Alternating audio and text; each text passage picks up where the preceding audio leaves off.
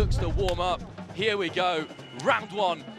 That is in a this good welterweight sign. fight. It's a good sign if you're a Joe Munier fan. He goes by Joe. His name is Jonathan Munier, but his friends call him Joe.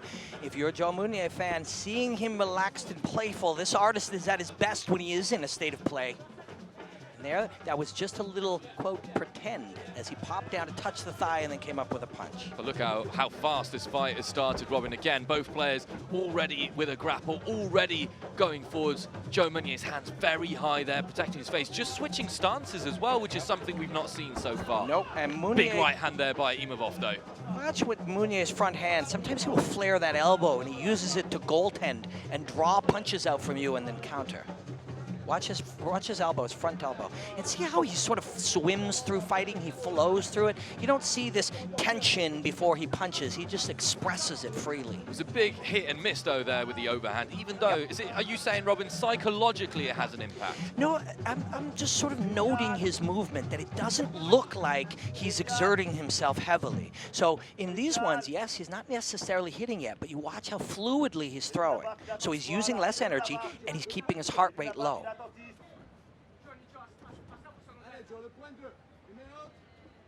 Imavov just controlling the center of the ring so far. Ooh, his left hand hanging low, but Joe Munier comes firing there. Combination with the hands and then the low kick with his right leg. There's that flare of that elbow. Sometimes he'll goaltend with that arm to draw your shots, and then as you're coming forward, he'll throw the rear hand.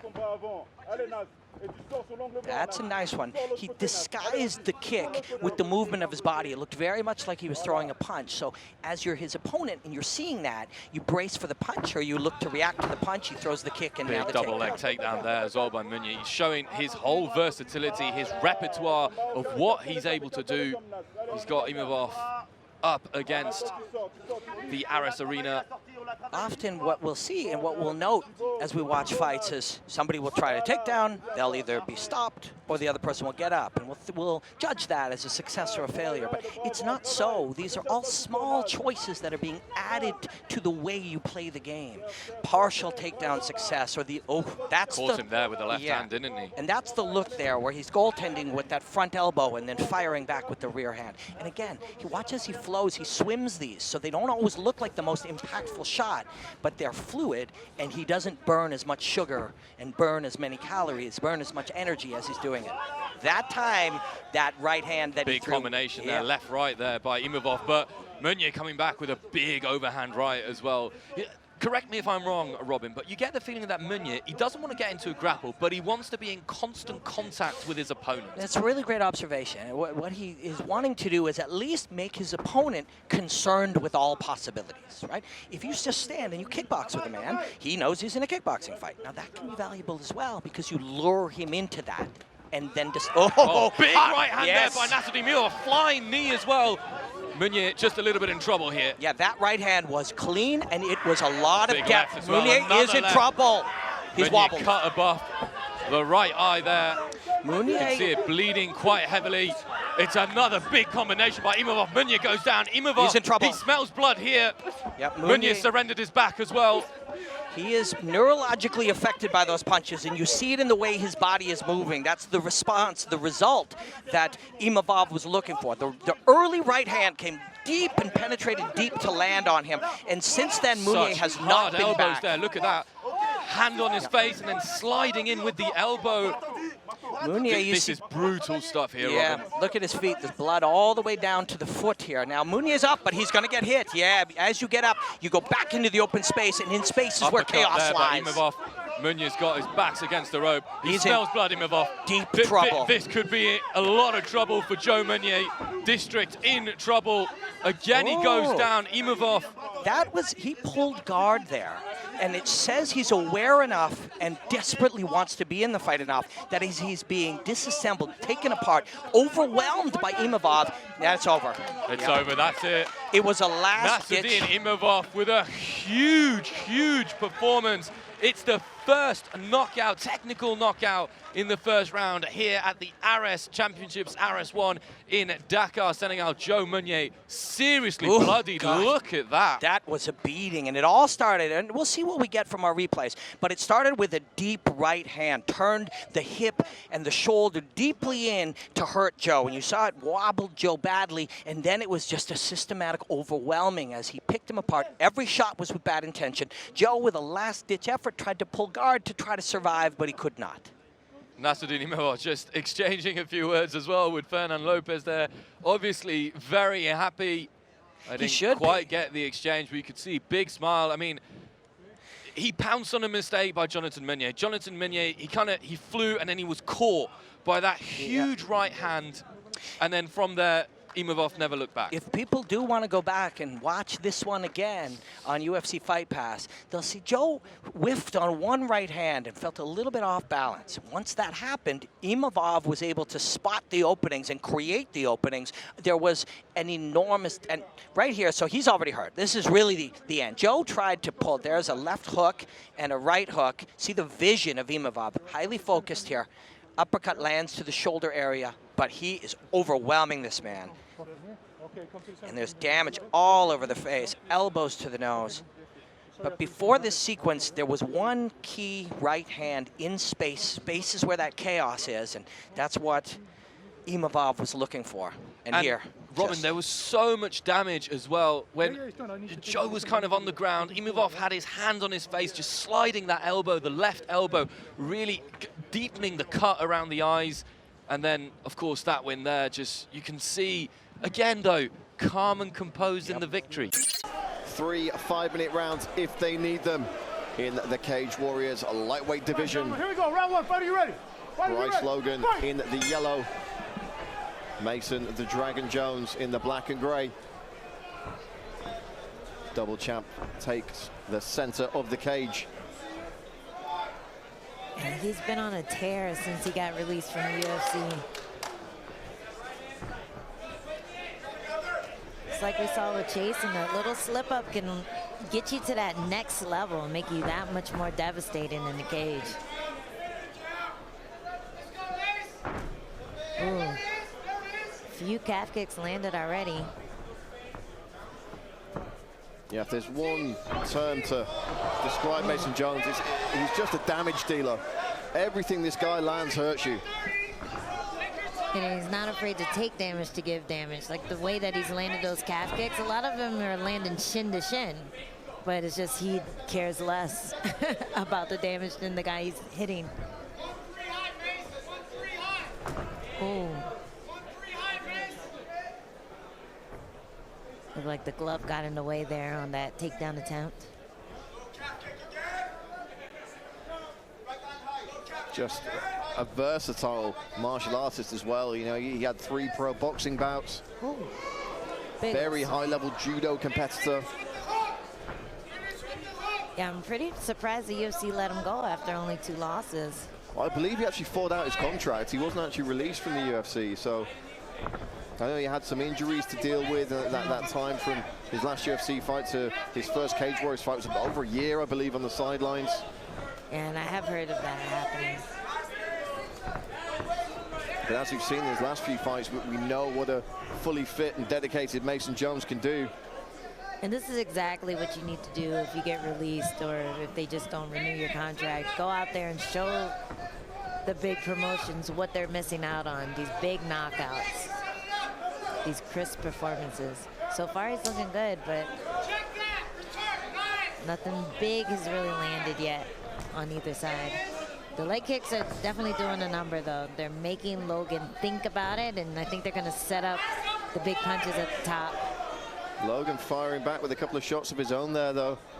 You know, Logan was highly praised by Mason Jones. Jones said he believes this is the toughest fight outside of the UFC in his career. Nice uppercut there. The way he's moving, though, he looks a little stiff in that lead leg. I think the calf kicks are building up on him.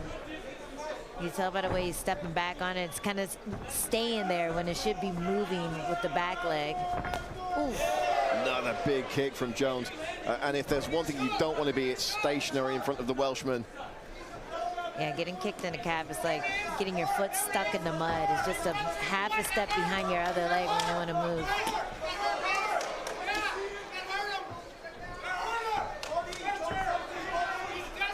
Yeah, Logan has to come forward. Give Jones something to think about, aside from kicking that calf.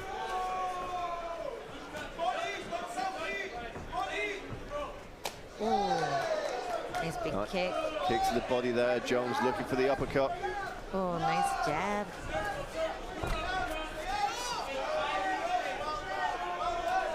Jones is just bullying here.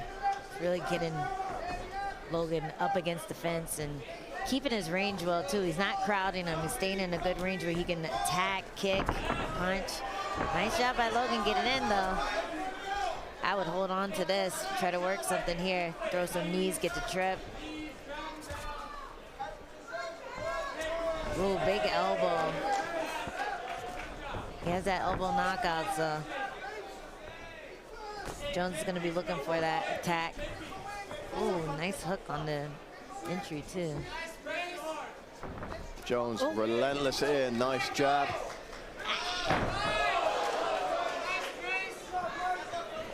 Logan got out of the way of that big knee Jones threw right there. Nice hook over the top. Nice high-low combinations. He's just really picking them apart. He's not going too crazy with anything, not leaving himself in danger. He's respecting Logan's power and still able to hit and move. Well, you've got to respect a veteran like Bryce Logan. Lands a nice left head kick there. Oh, and a big knee kick. Logan finally getting the takedown. Oh, but right into a submission. This might stop him from going for takedowns in later rounds. Wow. Very interesting end to that first round.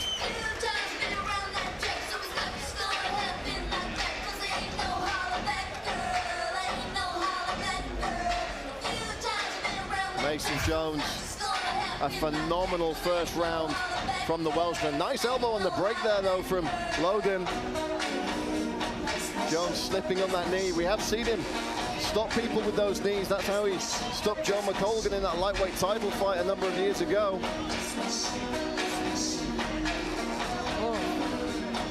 Big takedown off of that kick, but I think the biggest moments there were the leg kicks. Mason Jones was able to land a lot of calf kicks, and it seems to be slowing Jones down a bit. He's not able to really counter, go for his takedowns in the way he wants. He's been on the end of a lot of Mason's punches, too. Well, we're going to get our second round underway here.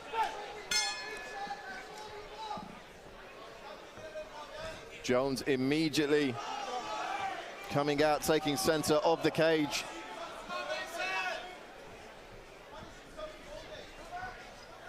Bryce Logan giving him that real estate, backing up, not wanting to get hit in the leg anymore. I think forward is when he has his best moments. Just like that. Maybe feigning the takedown and coming up top. Oh, big kick down. Yeah, Bryce Logan certainly not out of this contest yet. Yeah, he's starting to find his rhythm, starting to land some stuff and get that confidence back. Jones has said he expected this to be no walk in the park. Whoa! Ooh. Felt the breeze off that one here at Cage Fight. Ooh, my wig back. Ooh, big punch. Those naked kicks again, you gotta be careful, especially against a power puncher like that. All you have to do is lean into it and you can punch as they're kicking.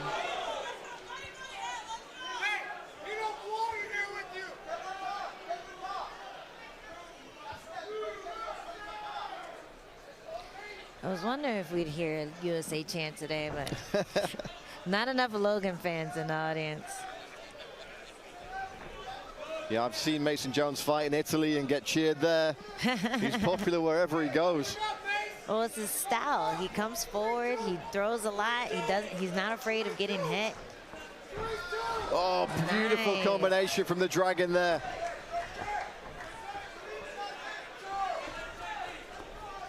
Oh, big shot from Jones. And he could just wilt people with those punches and elbows. And Bryce Logan really wearing the damage now. You gotta love an elbow within a combination. Oh, big shots from Jones. The end could be nigh for Bryce Logan. Logan's doing a good job of surviving. He grabbed there. He didn't just let him tee off on him, but might just be stunning the inevitable. Oh, horrendous amount of punishment coming in here. This is going to be it. Jones hammering away. The referee giving Bryce Logan every opportunity here. And it may behoove Jones to just step back now. Finds the knees, drops his man again, and it's over! Unbelievable! What a performance.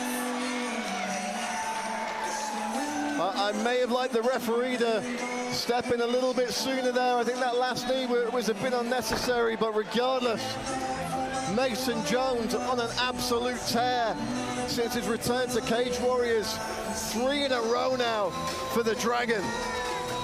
Yeah, it looked like he was about to jump in, and Jones just gave him a little bit of effort, and fortunately it wasn't enough.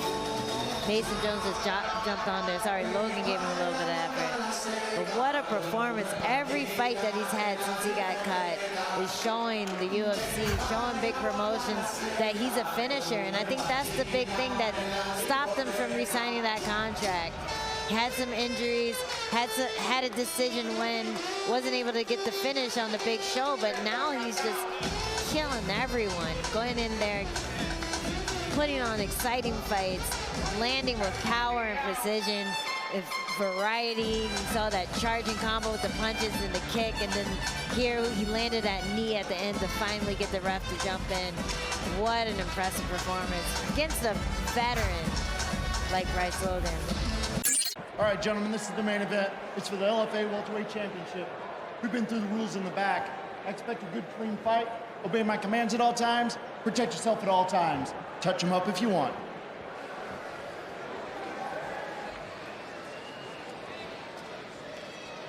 Massive opportunity for these two welterweights. Trey Waters, 28 years old, Jalen Fuller, 30, both fighting for a title for the first time in their MMA careers. This is the LFA 156 main event. Trey Waters with the blue tape and attacking the lead leg early. Jalen Fuller with the red tape. Good snap on that lead leg kick right there from Waters. And just like that, Waters is down, and Fuller trying to take him down. Looks like Waters grabbed the cage, but maybe not. Yeah, I couldn't see right there, but Fuller told us this. He said, you know, if there's an opportunity for a takedown, I will take it. Both guys have a couple of submissions on their record, but Fuller right there with the lift and the throw. Oh, so this is a specialty. Both guys have tremendous guillotines. He lets it go. Didn't feel like the opportunity was right. I think Fuller coming out strong. Both guys recognizing this is a 5-round affair, right? So don't do anything too crazy. Good point. Empty your gas tank early. Look at the hands of Trey Waters. I mean, they're below his waist. Yes. Right now. It's the tall man fighting. You know, when you always have the height and reach advantage, you fight with your hands low. People have to cover the distance on you. But I mean, Jalen has an 80-inch reach. He actually has the reach advantage against the taller Trey Waters. Right. You don't see that too often. Yeah. Opposite stances. Jalen Fuller, the southpaw. That's something that you should keep an eye on during this fight. He said he will go after the knee of Trey Waters, and he feels the way that Waters moves, it opens him up for calf kicks as well. Yeah, Jalen Fuller's the guy that, I mean, fully emerges himself in this world. You speak to him, he's charismatic, he's fun. You ask him a question about his opponent. Yeah. Oh, he's going to give you A, B, and C. I mean, he is 100%. So thorough Yes. and analytical and everything. I mean, he breaks it down, and I'm like, That was a terrific breakdown. I mean, Yes. you gave me some insight on this matchup. I mean, no one's ever going to replace the great Alan Jouban, but Jalen Fuller definitely has a career in broadcasting. Oh, ahead of him. okay, easy. Don't. He's going to jump on the opportunity now. Nice jab there from Trey Waters through the defense. Slows down Jalen Fuller for the moment. I think both guys slow roll in this fight, right? Yeah. You know, it's first round, 5-round affair. Both of them are kind of smooth strikers who like to gain momentum slowly, almost Thai style, where in Muay Thai fights, you start kind of slow, gain momentum. It picks up in the second, third round. I think we're going to see a bit of that in this matchup.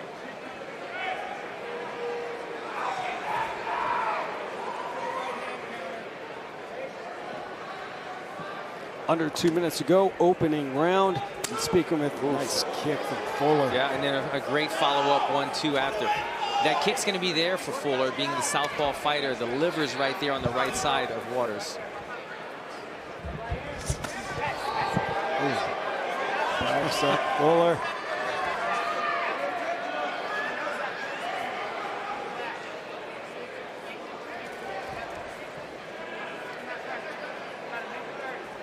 Yeah, you get just the sense of both of these guys know what's on the line.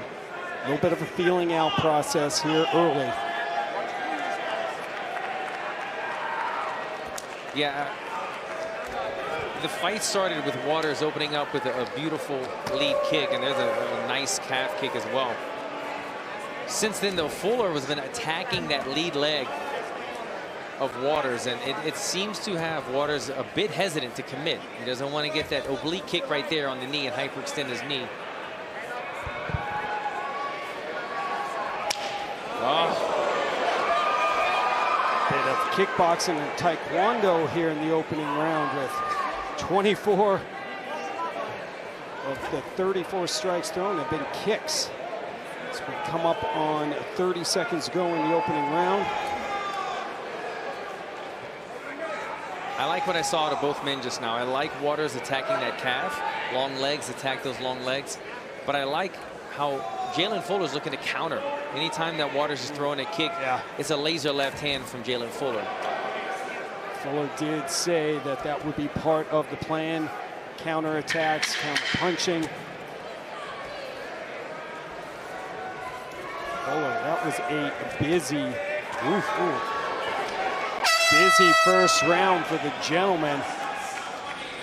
Threw 66 strikes. Landed 31 of them. Waters was more choosy, picking his moments. Through 22 strikes, landed 11. So we'll check out the opening round action. Yeah, you see just a bit of off balancing right there. Waters went up with one leg, got hit by Fuller's kick, off balance. A nice elevation right there. A little bit of a mat return.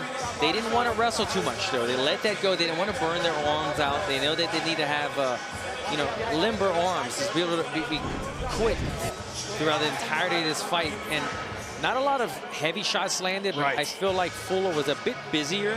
Came forward Absolutely. more. Probably leaned toward Jalen in that round one. I agree with you. You look at Jalen Fuller and his kicks. Threw 38 total and landed 24. We are set for round number 2. Man, 28-year-old Trey Waters and 30-year-old Jalen Fuller. Ron Crook and Alan Jouban with you. This is the main event of LFA 156. Oh, that one might have been a little uncomfortable for Waters. He reacted a little funny from it. I've seen Fuller attack his opponent's knees before.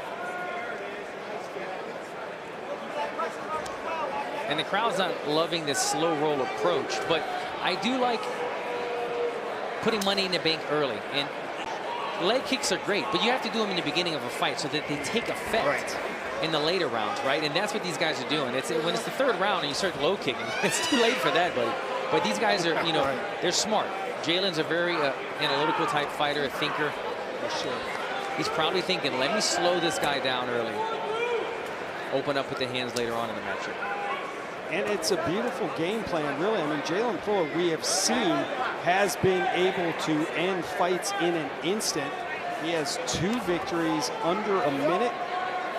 Dude owns a 12-second knockout as well. Second fastest knockout in LFA history, if I'm correct. Yes. Taylor Johnson still the fastest overall knockout, 8 seconds. You're correct, Jalen Fuller. Excuse me, Fuller comes in. He scored a 12-second knockout. And we saw earlier tonight, Nikita Kulshin, where he tied Terrence McKinney for the fastest knockout for a lightweight in LFA history at 17 seconds. Everyone up to date. Records are set. Nice job with that. I mean, these guys are trading low kicks back and forth. Waters having some success as well now. Got some chants going in the crowd over here in Sioux Falls. We do. A minute there, I thought we were in Brazil, man. High kick from Fuller. That might have rocked Trey Waters. It has him a little wobbled. Didn't land flush, but it did a little bit of damage. First big shot landed by Jalen Fuller. It's going to open up some striking now for him. Oh. Just misses with that high kick. Waters 6-1, 5 finishes. Another high kick from Fuller, and Waters fires back. Those left kicks are coming a lot more frequently now. He found success, and he set it up early in the first. Oh! He's over and out! Oh my goodness! Just like that, Trey Waters ends this fight. Jalen Fuller looked like he was in complete control until he wasn't. Wow! I'm speechless, Ron. We were talking about the success that Fuller was having. Trey Waters said the fundamentals are going to win me this fight. He stayed composed. He didn't get crazy. He didn't throw any Hail Marys. It was just a clean shot down the middle. And boy, did it put Jalen Fuller out. Walk-off knockout, Trey Waters. He's going to be devastated. He's going to be devastated. He doesn't really realize what happened, I don't believe. And you look at the emotions coming from Trey Waters. I mean, you look at the eye, the damage that Jalen Fuller started doing, landing those shots, slowing him down with the shots, the kicks to the knees. Good to see Jalen Fuller is alert, and I think he said just exactly what you were alluding to, Alan. What the hell just happened? I mean, you think Fuller's got this in the bag. He's landing these head kicks. You see, I believe this was the first one. Knocked Trey Waters off of balance right there. Didn't get the finish, but he stayed with it, and then he started throwing more, and he felt like he was onto something. Fuller started feeling like he was in cruise control. Meanwhile, we always spoke about this. Trey Waters with the right hand on the money right there puts him down. Trey Waters, he showed it in his last fight in the LFA. You can never count him out, right? He's always dangerous. He was hurt in his last fight. He was able to land that beautiful time knee. And again, in the championship fight, the biggest fight of his life, you can never count out somebody like Trey Waters. Alan, you are spot on. Handle, let's go. See how active Kaio is here from the start. Well, I mean, he's smart, too. He knows he's got 3 rounds, and he prides himself on that fight IQ, so I don't expect him to change his colors that bad, you know, to go out there and really be overly aggressive. That's not his style. And I don't think that's what we expect from him, right? Just to do stuff like that, to take risks. I love it when he does this, like, karate style. He's really elusive, but when he lets that left hand go, man, it's fast.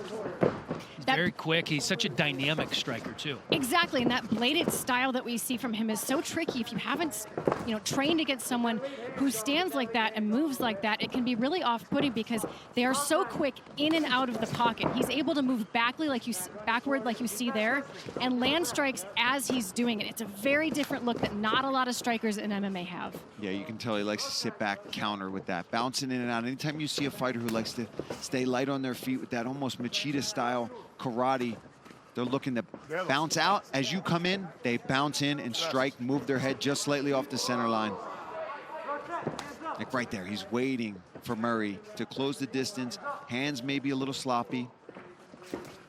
Both of these guys really smart fighters. Caio went to college 3 years for chemistry before dropping out to focus on fighting. And Jesse Murray got his degree as a consultant. He's making Murray miss now. This is Yo! smart. Oh! This could be Big what right gets him the contract. pound. Caio going for the finish, landing some big elbows, and that is it. A first-round finish for Caio Borralho. Will it be enough the second time around? My guess is yes. My guess would be yes, too, right? I meant to be here, bro. Thank you so much, Dana. Thank you, Mickey. Thank you. That's smart, too. Go up. Hey, I didn't get it the first time. Instead of being bitter, being nasty to the UFC, leaving here with a chip on your shoulder, you say, all right, listen, what did I do wrong? Assess the situation, and that's exactly what Caio did. Let's take a look at this finish and possibly this contract-winning performance. Beautiful left hand. He took his time, though, right? Not overly aggressive in the beginning. You got to figure your opponent out. It's one thing to watch tape. It's another thing to be inside that octagon with them. He lands that laser beam, goes in, starts landing these huge hammer fists, switches to these big right hands. And look, once he knew he had him wobbled, Caio goes in and immediately gets the finish, goes to work. He knows he's not leaving here, leaving that one out there. He's going to go in there, get the finish. Sao Paulo going Brazil. crazy. Look at they go, all right, I know he's getting it this time.